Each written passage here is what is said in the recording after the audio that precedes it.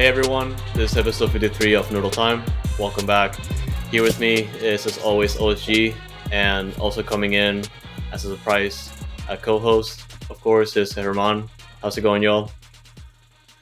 Chilling, bro, chilling. What's up, Ramon? It's been a long time since you've been on, so I'll let you go ahead and speak because everybody knows my fucking voice. Sure, excuse me, Come my on, voice. OSG. We love your voice. We love Yeah, your voice, OSG. It's just been one of those days today. Started off arguing in Hinchada, or not started off. Sorry, midday arguing in Hinchada. But again, what's up with you, man? Welcome back home. I want to know what set you off, man. You're a calm guy. What Oh set you no, off? no, What was like the hot topic?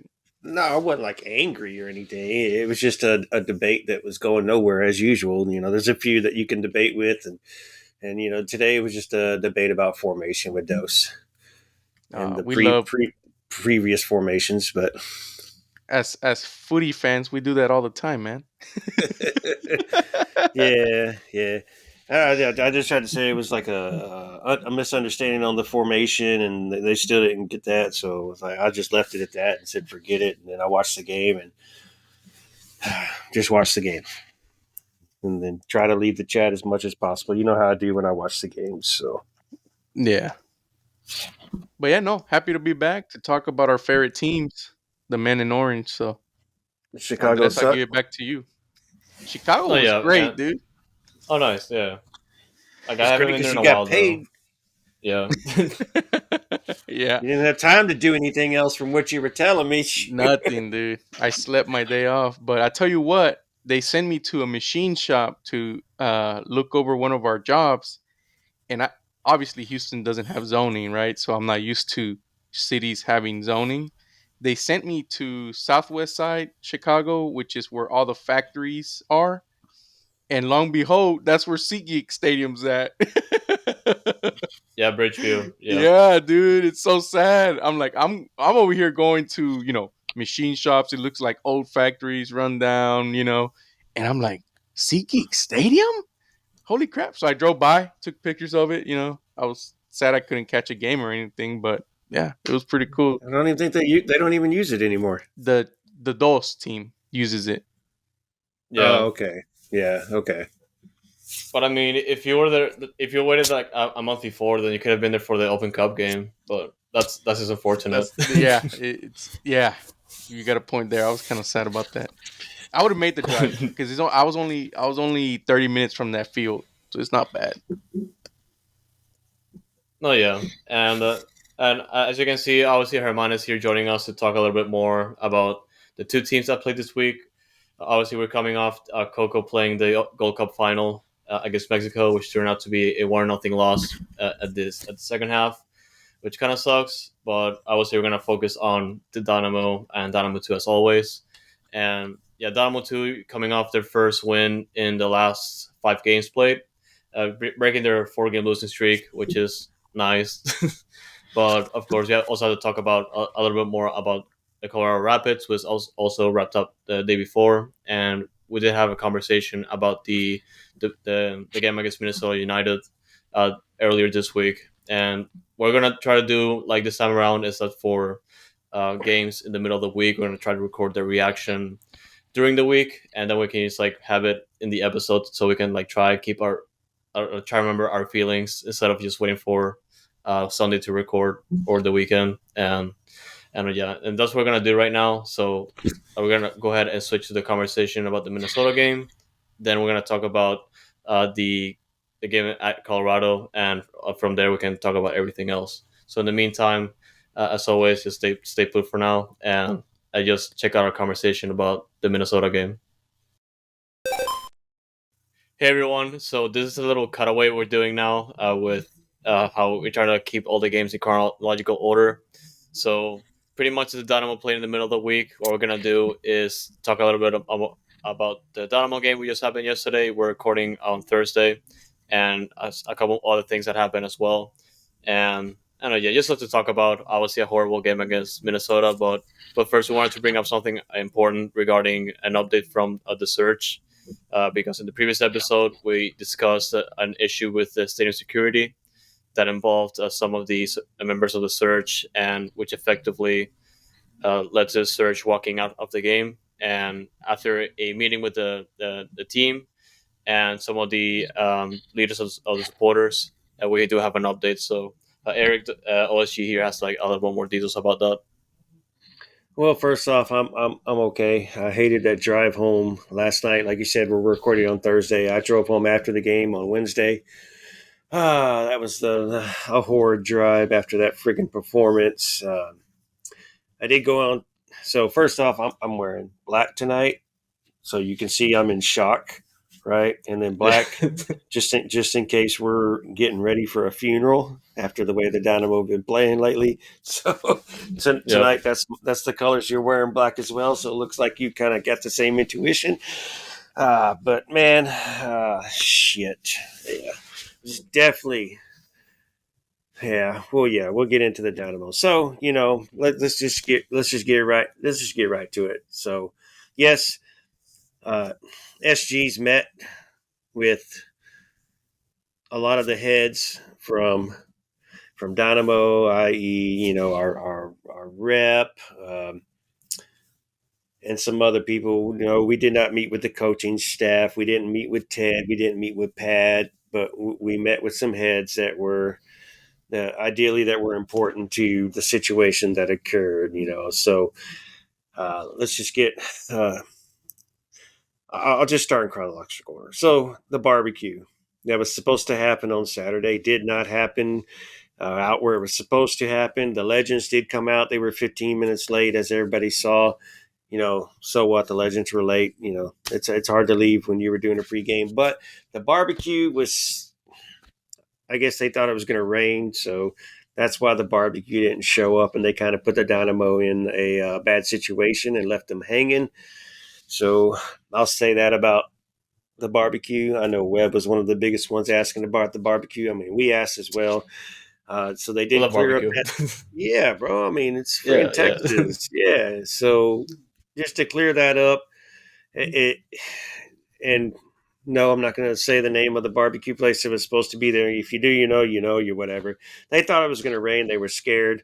I don't know why they'd be scared because I'm pretty sure they're still in a friggin' truck or whatever. Maybe they're pulling a trailer where they're trying to cook outside. I don't know. That's the story to that. But the barbecue wasn't there for that reason. Even though it's friggin' Houston, bro. Come on. If it rains, it rains. If it doesn't, it You gotta doesn't. be ready. Yeah. Yeah, read the moment. The weatherman's never wrong. I mean, never right. Sorry, but we're always wrong. It's going to rain today, and it doesn't friggin' rain. Okay, but yeah. Anyway, so all four supporter groups were present in this meeting, among with the other faces among the Dynamo, i.e. security, and there were a couple other Dynamo representatives, and of course we had the supporter representative there at the same time.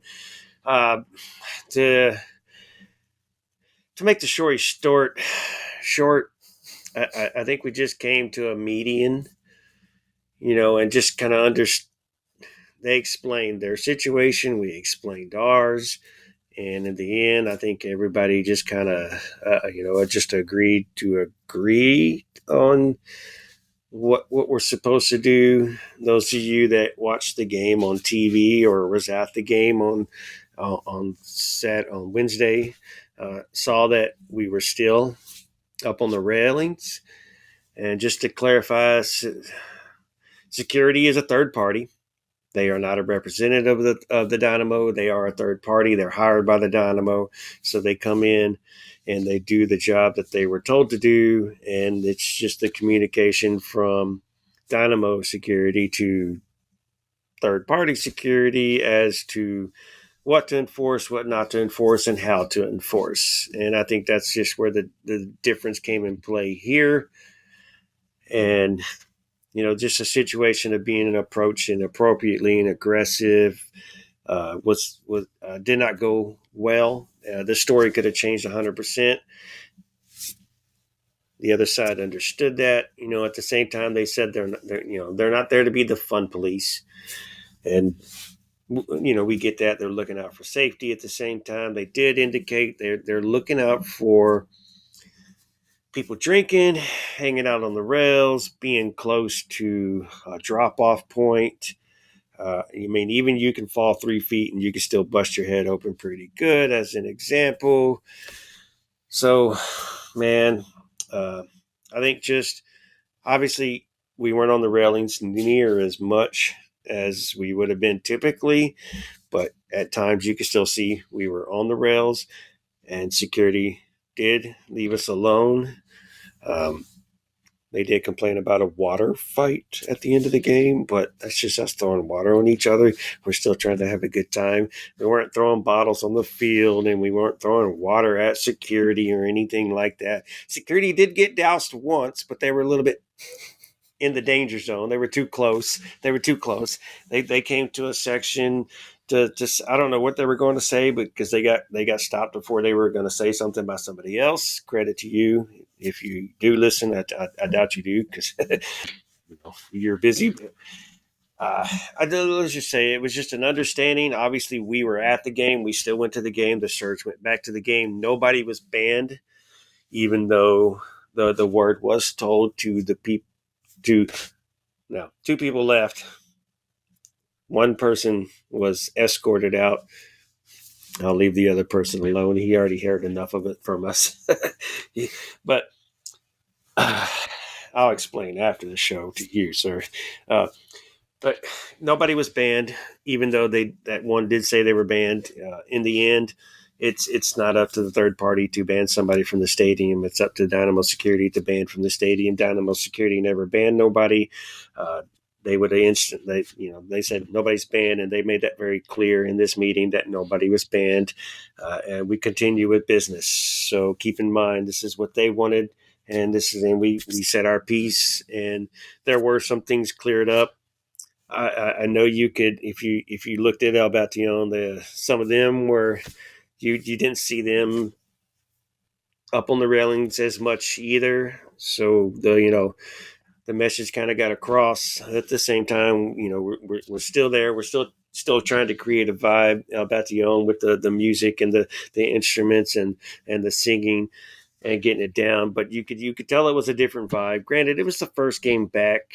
It immediately just happened a few days ago, so the vibe wasn't going to be like it used to be. We're still in question. We're looking around to seeing what security can do, and it was completely different faces again, which we talked about faces needing to be, or at least supervisor faces need to be the ones that are there all the time. So they recognize faces, they see faces, they knew who they're dealing with, and we know who they are, and vice versa. And instead of bringing someone new in, i.e., like the problem with the last security guard who just completely blew up and just had a bad night.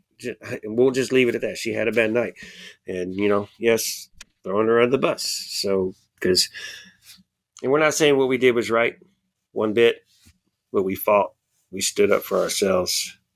And in the end, everybody came to a median. And I think it's just clear. Again, Saturday night, MLS was very involved. Of course, their lazy asses are sitting back at home. MLS, this is, are sitting back at home with their feet up, watching games across the board. They can hear the audio and this and that, and they just call and they say, "I see this, I see that, I see this, I see that." So they're the party poopers for the most part, and they're telling people what to do, and people are just reacting and following orders, and you can't fault them for that. So like I said, it's just everybody came to a median.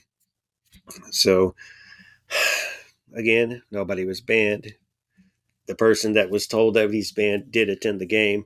I attended as well. Uh, we still had a good time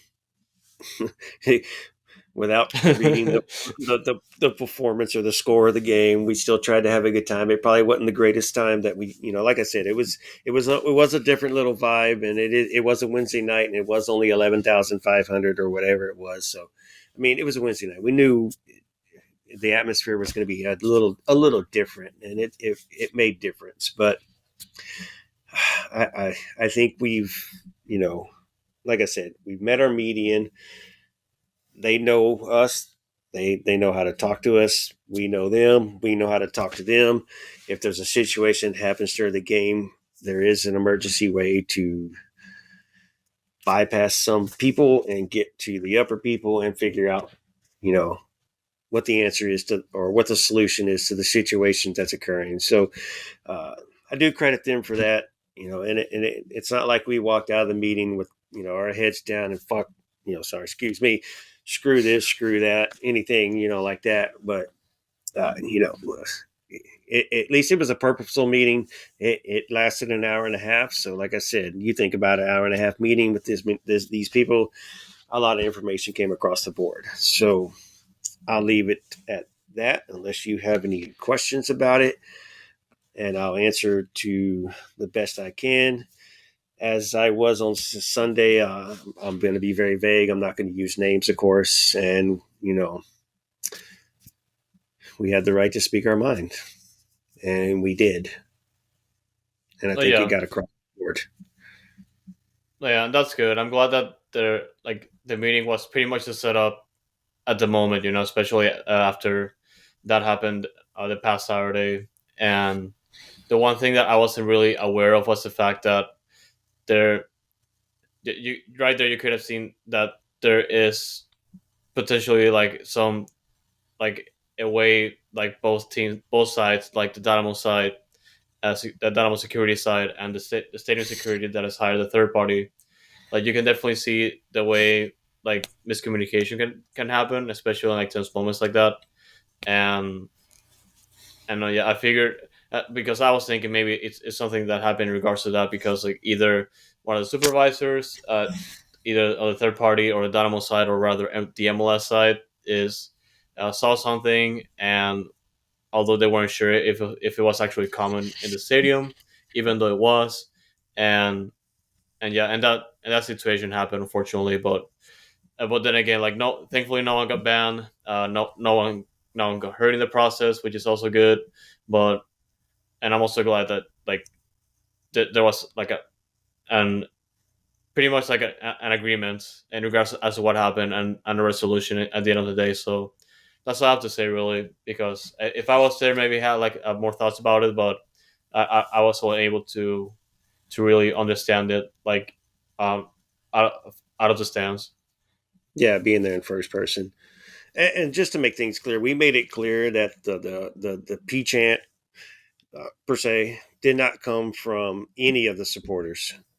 Yeah. It came from random people that bought seats into the section, and we brought this up as well, and we even made it clear that we supported, because staff did remove people for saying the chants, and I'll admit that dude right there, those two dudes right there, were the ones that were saying it. I'll admit that. Like, it's stupid. It's one of those clear rules that it's across the board, across the world. This doesn't happen. What was that one national game that was ended in extra time, 3 minutes before the game even ended? Granted, that it wouldn't have made a difference in the situation, but the game ended, and because fans wanted to continue to chant and they just didn't care. And so we made it clear those are not supporters. We addressed our opinions on the supporters section. Uh, Another thing security was doing this game is they're making sure if you have a ticket to the supporters section, you have to get a wristband when you walk in, which means you have to show your ticket. You have to get a wristband, and they were picking people out who did not get a wristband or wasn't wearing a wristband, and said, "You need to go get a wristband, or you need to leave the section now." And I heard him. I walked in from the side. I don't know where the wristbands were. So credit to them for checking and making sure that the people in the section belong in the section. It's just not randos coming and running to it. Granted, I know we have a couple people that buy seats and then they want to come join us. I did it last year. I sat in my seat for a good 75 minutes. Herman and me would, towards the end of the game, we would walk down and join the supporters and party with the supporters at the end. And this year I decided to join the supporters and just be with them because that's where I wanted to be. I do miss my seats, missing watching the game, but sometimes it can get boring just sitting there watching the game. I enjoy the supporters. I enjoy the party. I enjoy the people there, and it makes it better going to especially for me, driving every single game to the game. I want to be there. I want to be there with these people. I go to the pregame 3 hours before every friggin' pregame. I meet up with these people, so I enjoy these people and appreciate these people, and it makes the event better and the drive worth it, and even the drive back worth it. So, granted, losses can hurt, and the drive's not the best, but I went for a reason, and I remember the reason first, priority over the loss. So that's where we're at with it. Like I said again from last time, if y'all have any questions, just hit us up, ask. I may not respond to your Twitter, so it's like all over the world, but I may respond to you in a DM. Ask. I'll answer if I can, and I leave it to you, Fox. Oh, yeah, same goes to me. Like my messages are always open, like in case there are any questions. But obviously, when it comes to OSG, he's being one of the leaders in the search and may have like more knowledge about that than I do. It's definitely a good idea, especially when trying to like understand this type of situations. But yeah, unfortunately, we have to talk about the Dynamo game now. And the one thing that I mentioned to OSG before we started recording is the fact that I had trouble sleeping last night only because I was so angry, and I couldn't really find a way to calm myself. Like even though the game ended like 3 hours ago, and it was just one of those performances that you look how we started the season, especially at home, and you lay an egg like that. And for me, it's unacceptable because we we we have the gas pedal like for the first 10 minutes, and after that we just fall off a cliff. And every single time for the last 3 years we play Minnesota, they always do the same thing and they win. We haven't beaten Minnesota in MLS in 3 years, and they did it again. And I'm like, they're doing it again. They're gonna catch us off the counter. They're gonna find a way to sneak in a goal or two, and they're gonna run away with the game. And they got. I mean, the plan went perfectly, and they got what they wanted in the first 20 minutes. All they had to do was put the game away from there. And we're here now. Like we're getting all these chances, all these opportunities. 24 shots, 24 shots, and only 8 on target. Six on target, and I'm like, of And course, the XG always was against equal. Minnesota, always. Yep. And the XG was equal, by the way, for the entire game, 1.57 for both teams. XG was equal, It felt and like just that, to, yeah. yeah, and just to defend the Dynamo at the same time, you said you felt like we fell off a cliff after the first 20 minutes. I don't think we fell off a cliff. We still continued to push. Hence the 24 friggin' shots. And St. Clair from friggin' Canada, who just lost on Sunday to the U.S., hurried back to Canada and got with his not Canada, Minnesota. We'll call him Canada. Got back with his team and he played and he did make some good saves. At the same time, we couldn't hit the target. Vancouver, not Vancouver, Minnesota. We'll call them freaking Canada. They blocked 8 of our shots, and those shots were on target. I even think once Aliu got in the way of one shot from Arthur. It's just one of those nights that Hell in the Shell gave us hell this time instead of giving it to our opponent. When obviously we were the better looking team, Minnesota just took advantage on the counters. The first goal, Quinones got sold out. I mean, even watching it live and watching the replay, I'm like, bro, what were you thinking? Like, dude, what were you thinking? The dude, like, somebody was marking him. I couldn't even remember. It was Arthur or somebody came over to get that guy that made the initial pass, and then this dude is on the wing, just wide the hell open. Who started the first pass, deflected out or saved out, then deflected out, and then it falls right to a dude that's sitting on the eight yards away, and he just he waited, he took his opportunity, and he put it in the friggin' net. But you saw that Hector Herrera, you saw that Daniel Stairs both went to Quinones, and uh, you could say threw him under the bus, but they were coaching him. Even the coaching staff was talking to Quinones. That was your job right there. That you missed the mark, you missed the man, and that goes on not just Quinones. He's learning. He still has a lot of potential, but at the same time, Steres has to recognize that guy's out there and bring Quinones back at the same time. Steres is the experienced long term, defender, like, bro. But again, so fault falls on Quinones for missing his mark.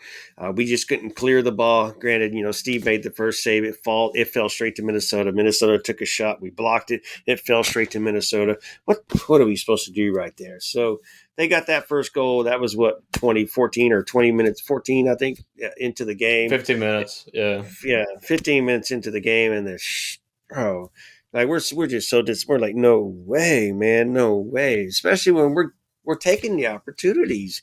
We're getting down to the other goal. We're just yeah.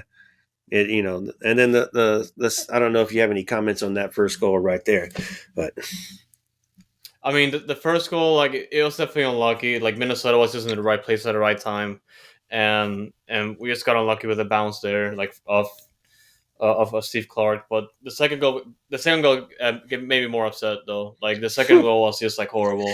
Like, I know, like, Sviatchenko still getting settled with like the heat, but he just got caught off guard completely, and I was like so pissed, honestly. to me, I felt like Mikel left his man because where that ball was first received was like you got the circle, and that's 10 yards off the midfield. It was past the circle, so it felt like it was 15 yards on the defensive half of Minnesota's side. And Mikel went to pressure, and Arthur was on one side. Mikel went to step and pressure. The ball was received, and he turned and had open field. And once he turned, he immediately played it forward. So once Mikel stepped up, Shevchenko should have slid over and caught Pokemon, and that didn't happen. But granted, he probably didn't expect Mikel to make that move that he did. So Mikel just kind of was getting aggressive, a little too aggressive right there. So watching the replay, watching it again and again, I'm going to blame Mikel for leaving his position and leaving that man like he did. Shouldn't have done that, especially where the ball was in the deep midfield. We could have, he wouldn't have had the pass that he had. Could have intercepted that pass if Mikel was still marking his man. Arthur was still there. He would have had to do something different. So that was just a bad move on his part, bad decision. That's the inexperience. He's still learning. So that's Mikel's shot. Shevchenko should have recognized when Mikel made that move and went up that he needed to slide over and guard that guy. But I mean, it happened so quick. The pass was made. It was clear.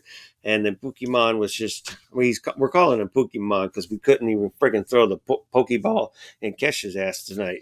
And his first friggin' start for Minnesota, too. Granted, it's his third game, but his first friggin' start.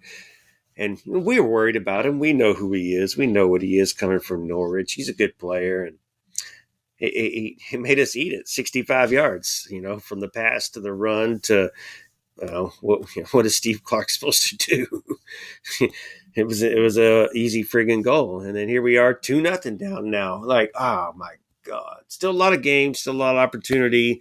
So it's not like we were out of it, but as the game continued, nothing occurred, and then they got their third. And the third, Of course, was just a straight up counterattack. Now, I don't know if you have an opinion on the second before we get into the third. no, I mean, you said it right correctly, and I did mention the fact that Mikel made that move that forced Sviatchenko to adjust, like, at the heat of the moment. I could have definitely seen that, but at the same time, it's like I was just still upset that Pookie wasn't really prioritized, and definitely, like, he did what, like, he scored the goals that he could really, but yeah, like, it's just upsetting overall. Like, I it's Yeah. and no, I don't want Yeah. to think about it. Okay, we're done. We move on to the third goal, so I can complain about. Was it Steres in it? Yeah, it was still Steres in at this point. I don't know if we were Steres. Yeah, it had to be Steres because it was on the left side. So we take the long throw in from Brad Smith. Minnesota clears it out, and it comes to the forward. And he's on his own friggin' half of the field again. What does I guess it had to be Steres. It looked like Escobar though. So I mean, since it was a deep throw and it could have been Escobar. Man, Escobar turned around and just retreated and retreated and retreated and retreated all the way back to our own friggin' box. So basically, he ran 50 yards in retreat, and I think at that point where the ball was received, you could have stopped and just stood him up and make him run by you with speed. Don't give him the whole friggin' field to run down. And then, whoever was running back with him at the same time, just, he didn't see the runner, and it was just an easy freaking pass. Granted, Steve did make the save. Steve made the save, but then, the rebound went straight to friggin' Minnesota, bro. And then they finished. So I've always, as a coach, I've always hated that part where they just retreat and retreat and retreat. They keep the guy like in a distance, and they continue to retreat and continue to retreat. And I can't stand that, especially as far as a distance that he ran. He could have stepped with, especially with the guy that was running with him. He could have stepped and just made the dude make a move or make a decision, but he didn't. He just allowed him to keep coming, and the decision got easier the closer he got. And that's what I'm pissed about right there, bro. Like, and just to make it 3-0, obviously we knew we were dead right then. I pulled up the USA game on my phone in the supporters section. We're like, okay, well, this game getting crazy now right here. Like 1-1, extra time, going to PKs. Oh crap! We watched the PKs from the stands. Granted, I was still watching the Dynamo game, and just the PKs take so friggin' long in between kicks, so I was still watching the game. But we were watching the PKs, and but the third goal. Your opinion? Yeah, that's just like one of those like late 2010s Dynamo game of trying to get back into it, but it's conceding at the end. And given I was a little bit harsh when it comes to when I said earlier that they just fell off a cliff because they were still in the game in the sense that they were creating opportunities still, but the second half was pretty much Minnesota wanting the Dynamo to have the hold of the ball because they knew with the low block they was gonna neutralize him really. Yeah, 27%. Yeah, literally, like 27% ball possession. That's all they had, and look they at just the look comfortable shots. with it. Look at the big chance. Look at the passes. Yep. Almost 500, well, 400 passes more. They committed more fouls. We were offside twice, and I think that was a Leo twice at the same time. But some people say stats don't mean nothing. Granted, you got to score goals to win the game, and that's what matters the most. But these stats show that the Dynamo didn't play as poor as the score showed. Minnesota did their job, and they played that low block, center block, and just stopped anything and everything that come to the middle, and didn't allow the Dynamo to take any real good shots. And the couple of good shots that the Dynamo did take, friggin' St. Clair, who we all know is a beast, did his job, made the saves. And it's just disappointing because like we beat them 4-0 at home in the Open Cup with a lesser lineup. Granted, they had a lesser lineup too, so we were highly expecting something. And we only have Colorado coming up next in Colorado on Saturday before the Leagues Cup break. So there was points that was needed, bro. It was points that was needed, and we got to go get points in Colorado because right now, granted, luckily, we're still in the playoff realm. We're number 8 now with 28 points. Vancouver still has a game in hand. That we still have a game in hand according to a couple of other teams, but it's Austin 6, Dallas 7, Houston 8, 29, 29, and 28. So, Copateas is right there battling it out, fighting for their lives. And Austin did lose to Vancouver 2-1 on the same night. Dallas had the night off. So it's granted. And Minnesota moved up to 1 point behind us, but they're still in 10th. Sporting KC, who's made a run now, is in 11th. They ended up tying on Wednesday night as well, so they got 26. So the standings are tight. The parity's there, and it's only 10. What is it? 10 points? 48? No, sorry, that's Cincinnati. Wrong conference. Yeah, 38 I wish. to 28. It's only a 10-point difference from first to eighth. 11-point difference from first to 11th. 12 point difference from first to 11th. Now that's 4 games. That does sound like a lot, but at the same time, everybody's close, dude. So if you can get on some kind of streak, not a losing streak, you can easily move up in the friggin' standing. You can make a move because nobody's playing well right now. Nobody. LA beat St. Louis 3-0. St. Louis was playing well. LA wasn't, and they just flipped the script. Seattle lost. It's the parity in the West right now is just so strong, and everybody and you have to perform well. And where we're expected to perform at home, Hell in the Shell. I guess I don't need to go buy that shirt no more. We should have friggin' won this game. We should have taken care of business like we're supposed to. I'll let you have your opinion, and then I'll talk about Ben Olsen and his lack of rotation. Oh no, yeah, for sure, and like there's still plenty of season for sure, and definitely like the results can go our way or against us like over the course of this of what's left of the season, and but like my main thing is just that like this if we just keep dropping points like this at home, it just means that we have to get points on the road, and that's like so easier said than done, you know. And like this game against Colorado, like it's gonna be big because after that's gonna be like the Leagues Cup break, and Ben also knows what he's gonna do with the Leagues Cup, and yeah, and I guess Chad just gotta be missing for the All Star game and all that, but I mean, like it's definitely crazy. Like this, it's still like a long season ahead, even though it's a halfway point. But still, like you have to get the points on the road, like any way you can, because like the way you just lost those points against Seattle and Minnesota at home, it was just horrible. And Colorado just tied Portland at home 0-0, and they only have one win at home this entire season. Granted, we only have one win on the road this entire season. So you can say something's out of give, but that's just a draw. So can we go into Colorado and get 3 points before Leagues Cup?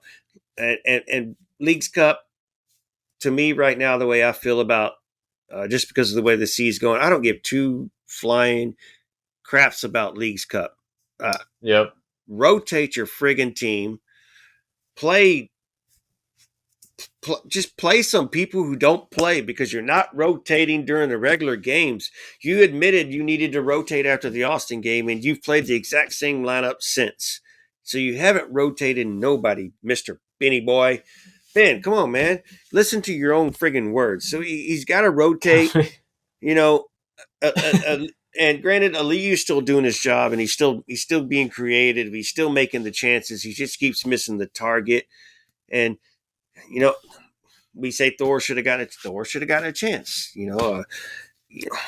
Franco scored the goal. Maybe you start him because he's on a high note right now, even though you still know what you're going to get. But there should have been some rotation, and there was no rotation. The only difference was Mikhail came back in for Bartlow because he returned. That was the only freaking difference in the lineup. It was the same people. Like, dude, if you're going to play the same 11, you become very predictable.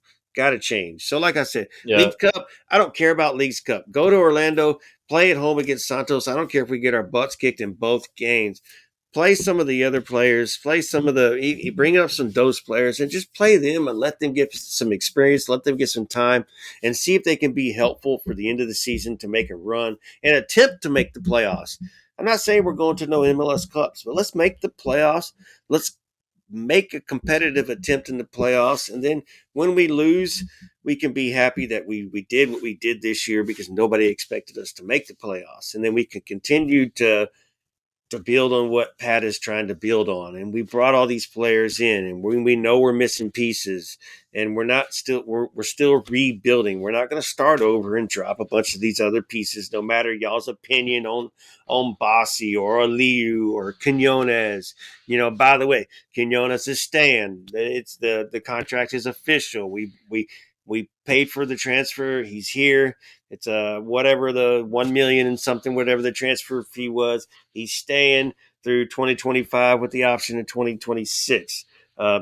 Castilla from Dos was sold today, even though it hasn't been officially made.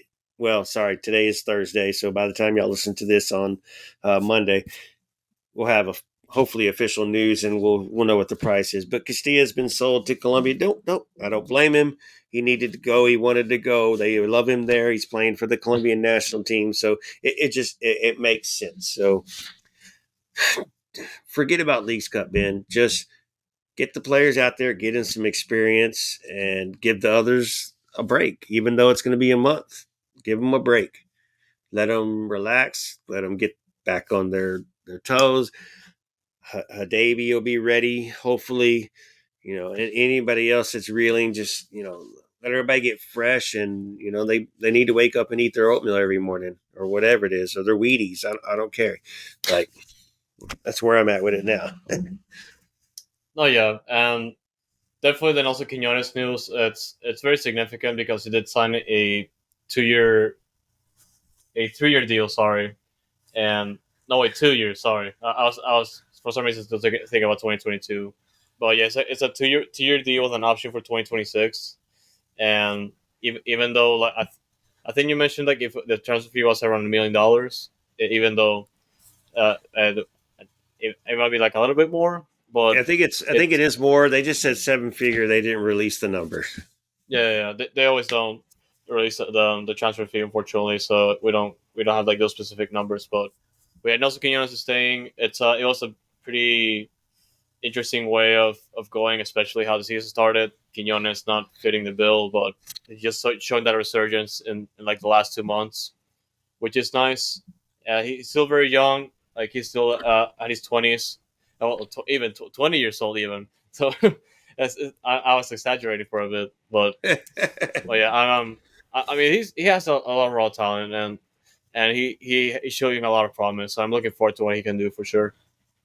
As long as he doesn't out dribble himself, he keeps forgetting the friggin' ball, man. But like you said, a lot of potential there. He's young and he's got a lot of talent. So I know he can grow and I know he can build, and that's the reason we kept him. And I'm happy that we keep him. So as we move forward in the season, we'll see what else from the rest of the players, and then we'll just have to make some changes in the off season, and bring in some other pieces that are missing. We won't have to bring in a whole team like we did this year. We just got to bring in some pieces, fix it, and then we move. You know, But granted, we got Colorado coming up. We got to get 3 points and win this frigging game on Saturday. Damn for damn sure. And Dose, man, Dose is playing North Texas on Sunday. Got to get a win, man. Got to get a win at Oh, home. yeah, and after this transition, we'll either be happy or sad because Dynamo 2 won or lost on PKs or won on PKs. So Something we'll see how that happens. goes. Yeah. Yeah, something happens, and I mean, also shout out to Coco for beating the U.S. in penalty kicks and advancing to the Gold Cup final. He's gonna be facing Mexico, and he has all the eyes of CONCACAF right now because he's probably one of the best players on the tournament, and he He showed it had, last night. He got an assist last night and a penalty kick, so that's yeah, good. the assist for the only goal, then the final penalty kick to eliminate USA. And he doesn't just have the eyes of the CONCACAF. He, according to the rumors, that are going around, he has eyes from France, Spain, and Mexico looking to buy him. And one of the teams is named from Spain. So we don't know what the figure is. Somebody posted. I don't know what the truth is. It's 2 million, and we're asking for 5, maybe 6. So if we're really asking for 5 and 6, that's a very good thing, because 2, I say just forget about it and you keep Coco if the money's right. Obviously, Coco came out today and also said that he Dynamo know that he wants to go back to Spain. Clearly said that, or go back overseas to Europe.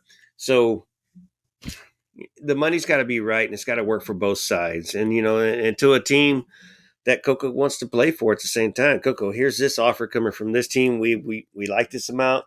We're willing to accept it. Is this where you want to go? No, I don't want to go there. Decline. Let people start bidding and let that money get up. Can we get it up to 7? Can we get it up to maybe 8? That'd be very nice. But we're looking to set a record with Coco, and Coco deserves every single bit of it. If Panama can beat Mexico, which I think is very doable on Saturday or Sunday, whatever day Sunday, yeah, Sunday. Sunday, very Yeah. doable. Coco could very well be the MVP of the tournament if Yep. this all happens. Put that next to his name, put him in the trophy, put him in the face of Panama, send me the money. But at the same time, we're like, hey, we do want him to stay at the same time. Granted that, Coco, we want you to say what in love with the Coco. But at the same time, what's a win-win? You want to go to Europe, and we want to make a good price tag off of you. So, we'll see what happens as we move on to the next few days after Sunday, because he's still got to play.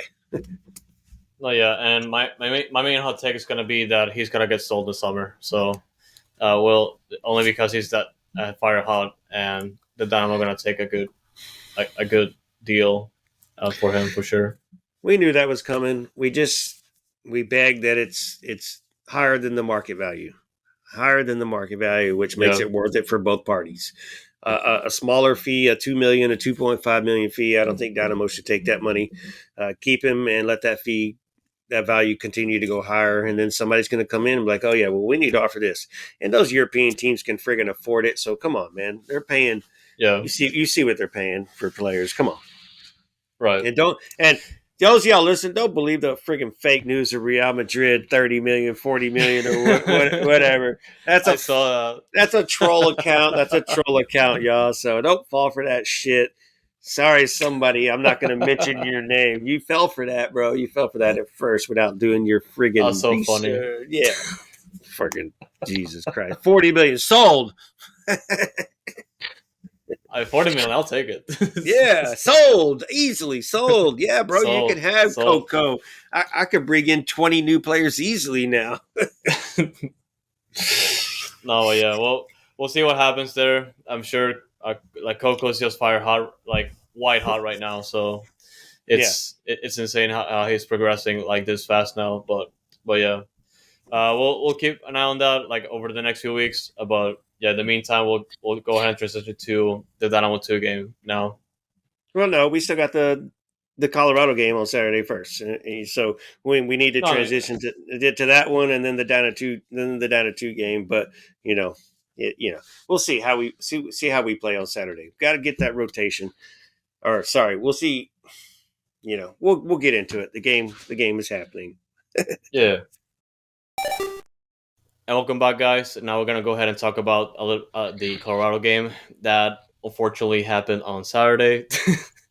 There's not much to say, but just that I was able to sleep well.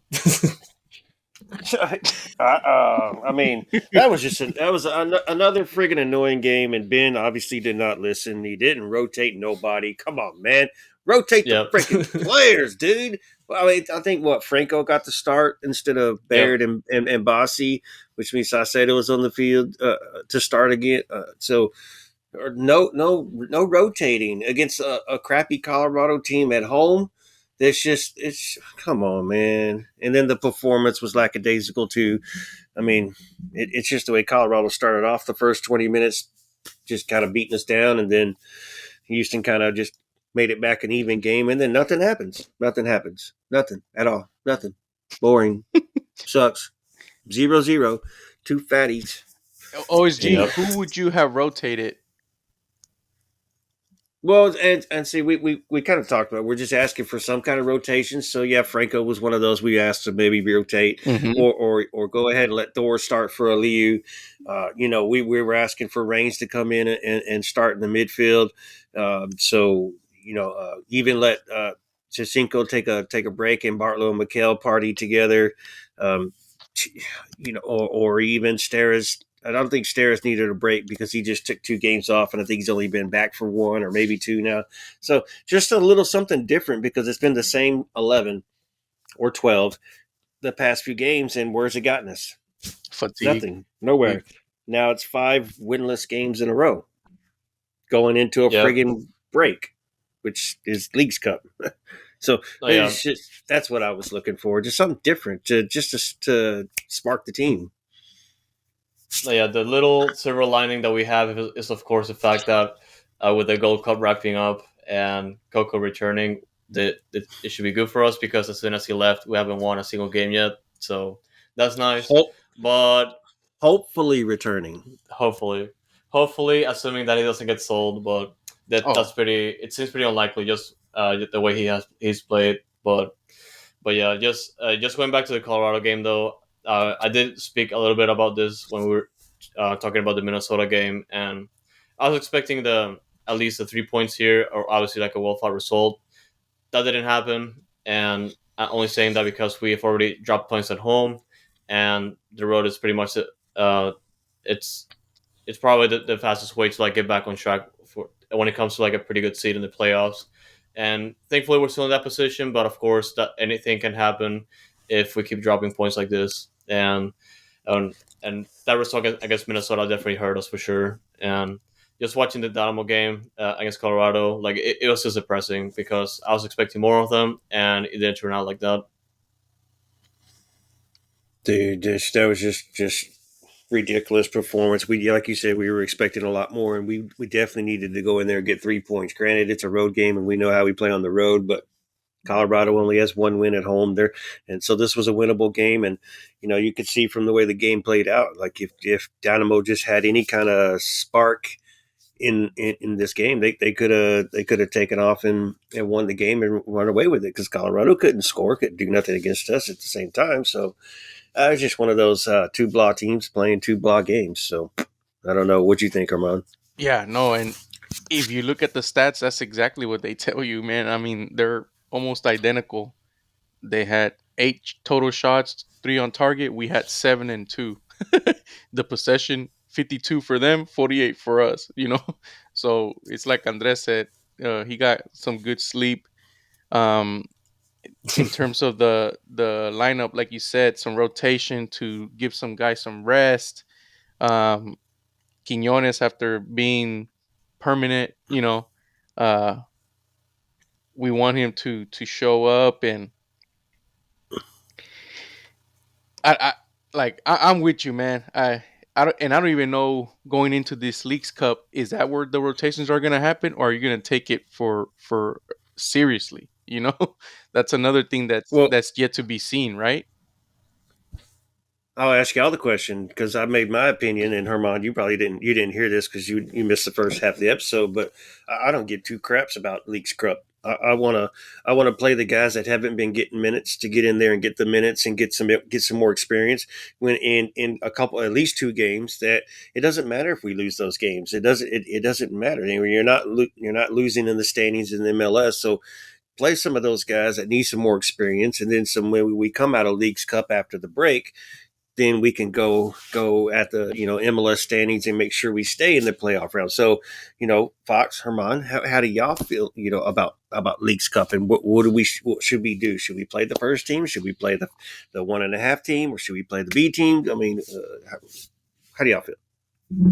Honestly, for me, I'll say like half the team, and I'm only saying that just to keep like as many players as fresh as possible, and not to just I just use like those playing minutes to like I feel in their reserves or like some Dynamo two players at least because like the Leagues Cup, like I've always gonna say like it's just a tournament like that was pretty much just created for Apple TV to pad the deal, and no, yeah, it's just kind of annoying tournament. Just have it like in the middle of the season, but the way it is right now, like I would just like have it like all not all of our starters playing at the same time because I feel like that is going to waste a lot of playing opportunities for the players that don't get enough of those minutes. And this late in the season, of course, we're pretty advanced into the Open Cup and a lot of key games coming into play in the league when it resumes in about a month from now. It's gonna be key. So I just hope like those players that don't get enough minutes now get those playing opportunities, and I also hope like Ben also listens to you as well because it's getting annoying, and those players could use those minutes for sure. And no, yeah, and as OSG mentioned, like we do have the Leagues Cup starting next week or the week with the episode is released at this point, and yeah, like it's depending on how we do, like for so far we only have like two games on the schedule. That being the game against Orlando on the road, and also Santos back in Houston. So Which is a Friday and a Tuesday.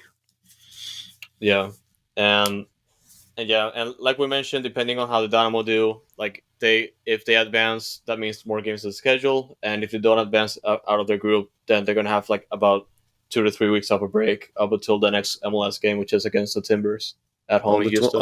on August 20th. So if we don't advance, we have 3 weeks off. On the So Yep. that's why. Sorry, Herman, real quick. That's why I'd say it doesn't matter what we do, what playing the first teamers or not. They're going to have a 3 week break. So it's not like if they play against Orlando and Santos, they're still not going to be fresh by the time we start back up. They're going to be fresh because they're rested and they've just been practicing and training. Go ahead, Herman. Sorry. Yeah, and that's probably why Ben Olsen didn't rotate, right? He's probably looking at that like we got some upcoming clear or space in the schedule. But on the bright side, our friend Webb always picks out the details. And today, during the broadcast of the Gold Cup game, I saw a Dynamo commercial for the Santos game. I never see a Dynamo commercial anymore, dude. But I saw a Dynamo commercial to go out to the game, to that we're playing Leagues Cup, and you go to the stadium and the date and everything, dude. Clarify what channel it was on. So Though. that's my next point. I'm fearful that our home game is actually an away game.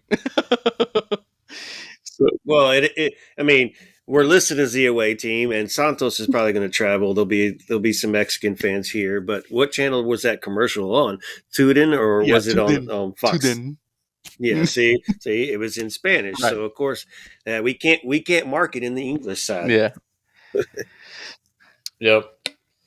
Oh yeah, I was watching the Tuden broadcast, and I didn't see it specifically. Like I did see like some of the games being advertised. Of course, Inter Miami getting all the highlights because of Messi. And yeah, that was the one I've seen the most, aside from the Union game coming up as well.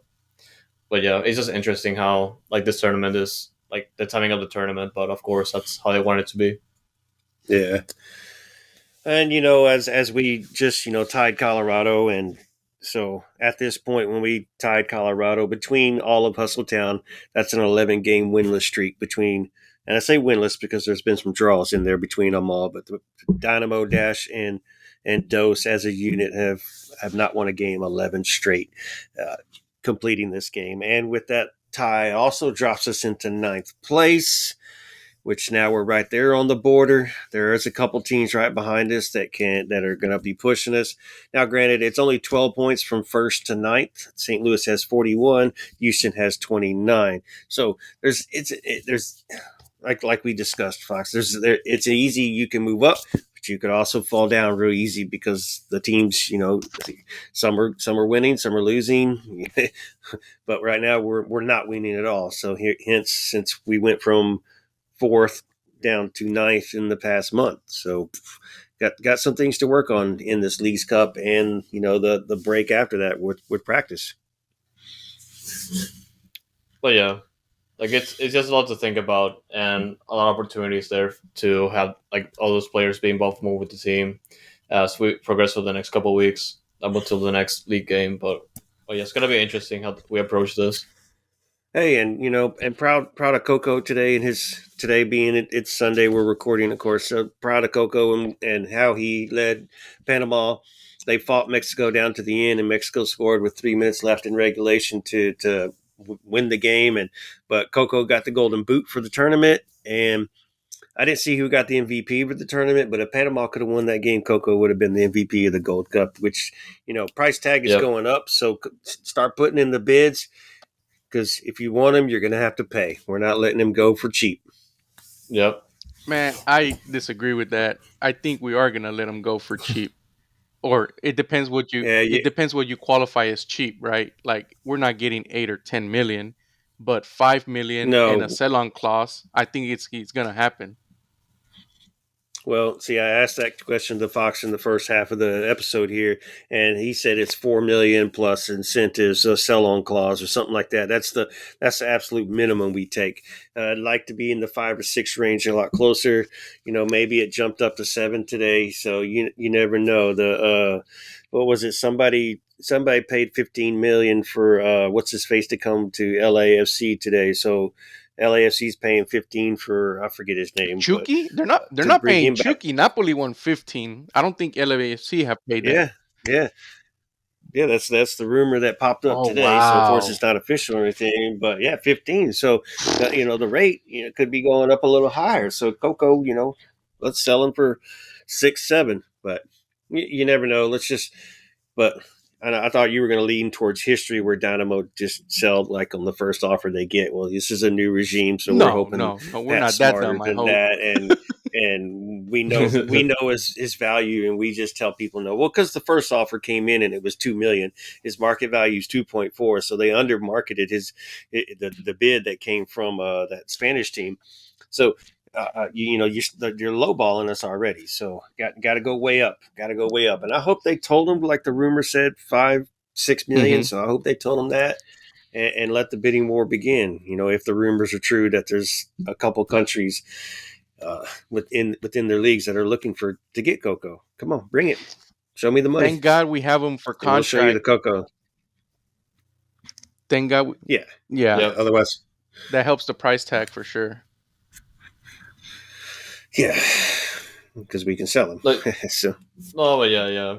And I'm definitely gonna be watching how this progresses, especially like if Coco even returns to Houston in the first place. But yeah, it's gonna be interesting how the price tag ends up to be, especially with how he has played in the Gold Cup that just ended. But yeah, enough Dynamo talk though, because we have to talk about the winners of the week. That that's that still being Dynamo. Dynamo That's still two. that's still. I'm gonna say that's still Dynamo. Look, they're But still you're right. Dynamo. Yeah, There's they're technically still Dynamo, but they have a two next to it, so they're kind of different. yeah, So yeah, yeah, yeah. no, but yeah, I was very happy with this result. Obviously because they just broke their 4 game losing streak, but Dynamo two taking the 2-1 victory over North Texas SC. I said pretended to name it because they want to be in Texas, but yeah, but yeah, I mean, finally, they play all these home games, road games. Like they score first, they end up losing, and thankfully they score first today, but they won the game, so that's good. Yeah, man, and it was going into halftime. It was just kind of one of those. I think we had the advantage as a unit over North Texas, but North Texas was pushing it at the same time, and so it went in as a 0-0 halftime, and then came out into the second half, and then all 3 goals were scored pretty quick. Dynamo scored first, then Colorado with their counter, which Jesus, I hate Gasper. Even though it wasn't really his fault, he just was lazy on the play. And then Diego, or not Diego, look, Diego with the first one, and then a LaFleur coming in with that second goal and that nice bender into the net to get us ahead. And then it's come down to where the boys had to fight and grit, and that's between Maples and the kid Lampman. And oh man, once we got that red card, I was like, crap, here we go again. Yep, Here we go yep. again. And poor Castillo, not Castilla. Castillo hasn't played in over a month and barely played like 20 minutes or whatever. Comes in, the first time he touches the ball, he gets a yellow. And then 15 minutes later, he makes that stupid sliding tackle and he completely misses. She shows the yellow. I think she forgot it was the second yellow there for a good 5 minutes before she finally showed the red, which red didn't even make it on TV, which was kind of crazy because they were showing replays or whatever. But finally, he's shown the red, and he's let off, and we have to defend. And boy, did North Texas come close quite a few times. Letman threw himself out. Maples defending well. Valdez with some excellent saves. I'm ready for Valdez to be the keeper. But great job, boys. Great job. 2-1 win. And it was just, one of those intense ones where you're just on the. I wasn't on the edge of my seat. I was kind of, gripping the armchair right here. But Yeah. Both finishes, like you can tell, like this is an academy team, like clinical, bro. Like they're picking their spots, you know. Like the second goal, he got it on his left. He wanted to go on the bottom right of the keeper. And then the first one was nice to me because it was a lab, you know, it was set up in training ground goal, you know. They planned that one out, and yeah, then the finish yeah. was filthy, dude. It's nice. So yeah, the main thing about this team, like it feels that just shows like mostly of like Kenny Bundy's influence, because we've been into we've seen a lot of tough games this year that you can that they've been pretty like hard fought. They're just like pretty close losses, but like either those results were just like dropped at the last minute, or but yeah, like I said, they were just like results that were just like close by at least a goal, and that's kind of a bit of a testament to how Kenny Bundy does play things, especially with how he handles Dynamo 2 like since last year, and he has like a lot of expectations for his players, which already showed today. So that it's good to see because like as long as there's that expectation to like players to perform, they will perform, and like it just shows the technical ability as well for like all the players that we have on the field. And you can say they've been playing well, and even Kenny Buddy mentioned it. We're playing well. We're just not finishing. They're not finishing the games either, and it shows. It shows with the record this year. It shows with the home record this year. You know, different than last year. 10-0-1 at home, 22 goals given up in the entire season, or not maybe entire season, but at home. So yeah, it had to be the entire season because we didn't give up 22 games at home. So it's a different season, and there are some different players, but Kenny Bunny obviously believes, and he's picking the lineup. Friggin' the 15-year-old Rodriguez gets a start as CDM today. Now, so Castilla's gone, so this is the kid that gets put in, and he plays a CDM, and he did well for the 15-year-old. And then 17-year-old Lampman, who's an MLS Next Pro All Star here in a couple of days, has been showing that he's his head is better than his age, and same thing with Rodriguez, which is it's good to see when you've got kids of that kind of talent. Now, can we hold on to them and stick with the team? Oh yeah, and the last thing I wanted to mention, we did talk a little bit about this in the Fox Fridays Twitter space, and Diego Gonzalez. Like we praise him a lot, and like he comes into and just scores a goal like the opener that way, and I mean, it's just what he can do, and definitely has like that door open to have like more minutes with the first team. And just talking about the opportunity that the Leagues Cup brings in, I feel like that's a good one to have, or just to consider at least. But yeah, I'm excited for him. Dude, so what's our record? 7, 8-2. Heard this stat on the show, so the announcer did get one thing right besides making some mistake calls. Yeah, 7-2. Yeah. Diego Gonzalez has 7 goals and has scored in all 7 of Houston's wins. So if the man scores, we win. So just get the man the ball. Just get the man the ball. And I can't complain about the lineup. I wish Zeke Soto would turn it up a little bit. He was kind of quiet and non-relevant today. Yair was doing a good job. Evans was doing a good job, which you would hope so with his experience. You had Marano and oh yeah. Thank you for reminding myself. Friggin' Gasper, bro. I can't stand Gasper.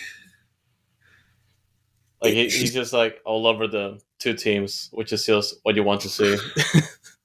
and bro, we were playing a 4-3-3, and when we're attacking, we're playing the 4-4-2. He's the left back today, and Marano stays back with Lampman and Maples, but freaking Gasper goes so far up, pushing up, trying to get into the attack, and he never gets back because that's how slow and lazy he is.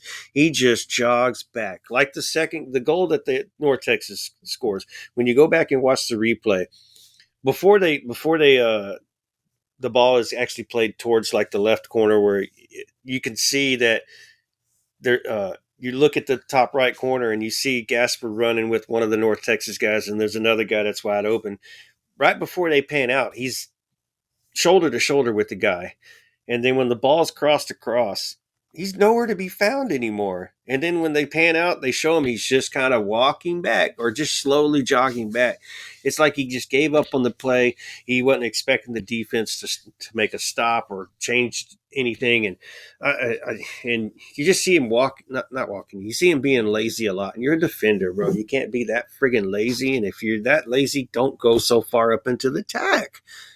Go away, Gasper. Go away. Go. I'll let y'all interject now. No, yeah. And I don't know if you have anything else to say, Herman, but I feel like that's a good wrap up of the game. No, OSG put a bow tie on it. So to Oh yeah, mention about and the game, yeah, so that it did jump us back into sixth place, which is two spots out of the playoff, and it's 5 points out of playoff standing. So Vancouver's got is in fourth place with 30. SKC is in fifth place with 29. So sixth place is good. We have 17 games, so there's a lot of teams that played 18 and 19 games, so that we still got some room to move up. And with that loss, North Texas falls down to 11th place. So I'm glad the 11 game winning streak for Hustletown or losing or winningless streak is over. Dose saved us. Now we just gotta Friday against Orlando see if we can go get a win, and then at the same time we have Dash going to KC to open up the Challenge Cup on Saturday at Kansas City. Which you know how we always play against Kansas City. We have trouble winning. And then Sunday, Dose is home again against Minnesota. So both teams, Houston and Dash on the road, and Dose at home next weekend. So Friday, Saturday, Sunday, we got a busy weekend of some soccer watching to do. oh yeah, and thankfully Dash are pretty, I would say pretty good or pretty decent on the road, so they can get a result here. But of course, since we have the current on the mix, that's a different story sometimes. Hey, Dash were good on the road last year, so it's hard to see because I got it. There it goes. So Yeah, look at all those. Look at all those zeros and twos. The most we scored. That's our attack this year, which is in last place in the NWSL. I'm like, so man, this with break, Bombi and Salmon in attack, man, yes, with and Ordonez, everybody, yeah. bro. Yeah, and Ordonez. So with this break, lady, somebody better. Granted, I follow Sarah Loudon on Twitter, and she's really working her butt off trying to make herself a better coach. And she's even been posting on her Twitter. So go check it out, y'all, if y'all haven't. If you haven't seen it already, she's been posting. So she's really studying tactics and working on her game. And so I hope I hope it just I hope Lady Sarah slapped Lady and said, "Wake up, brother, wake up." We scored more goals with me as a coach, as an interim coach last year after Clarkson and before Juan Carlos. So come on, bro. He's like, so get it together. We'll see what happens. But I'm ready for Dash to be back. I miss him already. It feels like they've been gone for a month already, but it's only been a It week, felt I like that, guess. yeah. Yeah, dude. Yeah, but Challenge Cup 3 games in a row. Dynamo Leagues Cup. Dynamo now have 6 games remaining. No, 7 games remaining because there's 24 games total. So Mm-hmm. 7 games remaining. So we're down at the last third of the season for Dose. So this win hopefully will just be that spark, and they'll get it together and they'll get themselves back into the playoffs and see if they can make a run. But yeah, like just a lot going on next week for sure, Yep. and yeah, like I like how like the Challenge Cup starts like at the or like the last 3 games of the Challenge Cup start right at the same time as the League's Cup starts, and yeah, and there's just a lot of debate to consider when it comes to like how useful are all those tournaments or how important those should be, and yeah, we already did talk a little bit about that, but I just find it Yeah. interesting. And don't forget, you do have the Women's World Cup that starts on Thursday with the U.S. women's team playing Vietnam. I think it's a 7 o'clock Central game for us, and then a few days later they play again at 7 o'clock, and then the third game in the bracket is at friggin' 1 a.m. So we'll find a way to stay up or watch it or tape it, record it, tape it. Like I've got a VHS still, and then watch it. So we'll be rooting for our Dash players. We'll be watching Canada. Michelle Alozi out Nigeria. there, and I forget. Nigeria. Alves now with who hadn't even. Well, she touched down in Houston, but Andres Naranjo, yeah, yeah. yeah. So with Brazil, so it'll be interesting, and I'll be tuned into the World Cup, and we'll probably talk about it for a couple of minutes on the show just to give you some shout outs for the Dash players. And No, yeah, and we do have the 7 players for Dash in the World Cup, so I'm pretty much looking forward to that. and remind me, guys, the winner of the League's Cup, do they get a spot in the Champions League, CONCACAF. Yep. CCL. I believe so. I couldn't tell you the truth, Hmm. basically. And now with this Copa, whatever you want to call this new tournament with MLS, Mexico, and South American teams, Oof. the CCL still exists because either Leagues Cup has got to go, which Apple's paying for, so I doubt that. So CCL is probably going to have to go, and they're going to bring in the American Hemisphere, North and South I tournament, whatever you want to I call it. think, yeah, like I was thinking mostly like it might just be like an invitational tournament for the best right. teams because it doesn't make any sense to just like leave the CONCACAF Champions League, CCL, or Leagues Cup, and like those tournaments have like been heavily invested like over time by MLS. But that's how I feel like because it doesn't make any sense at this point to like just add more games and just like remove like teams from certain tournaments. But yeah, Yeah, their hope is that Messi plays Libertadores, you know. But I'm hoping everybody's pissed that's not Inter Miami, and rightfully so, right? Like we're just gonna bend the rules for Miami. I'm hoping that MLS like loosens the roster restrictions so it can help make MLS teams more competitive because that'll help the league in the long run, you know. And one thing that you touched on, OSG, like I also follow Sarah on Twitter, and you're right, dude. She's trying to get every certification she possibly can. So she's building up that resume, and I'm hoping that when the opportunity comes, she's able to get it. I saw she got another I'm U.S. hoping she's soccer. our next Me too. coach. Me too. yeah, Well, and I know, Lady was in OL for 10 years, so he's loyal to whoever gives him a job, and he sticks around until Right. the time comes. But if he doesn't pick up his freaking game, we can't keep him for too long. And Sarah Loudon's going to be right there waiting to bite because you don't want to lose her at the same time. So hopefully she's building her resume up for Right. us, and him just of because course. the girls, the team loves her, the fan loves her, we all love her. So get it, And I girl. love the style of play that the Dash played last year. You know, attacking, attacking, attacking. You know, it was fun to watch, dude. Yep. Tactics got to change, lady. We've talked about this too, but I'll leave it at that.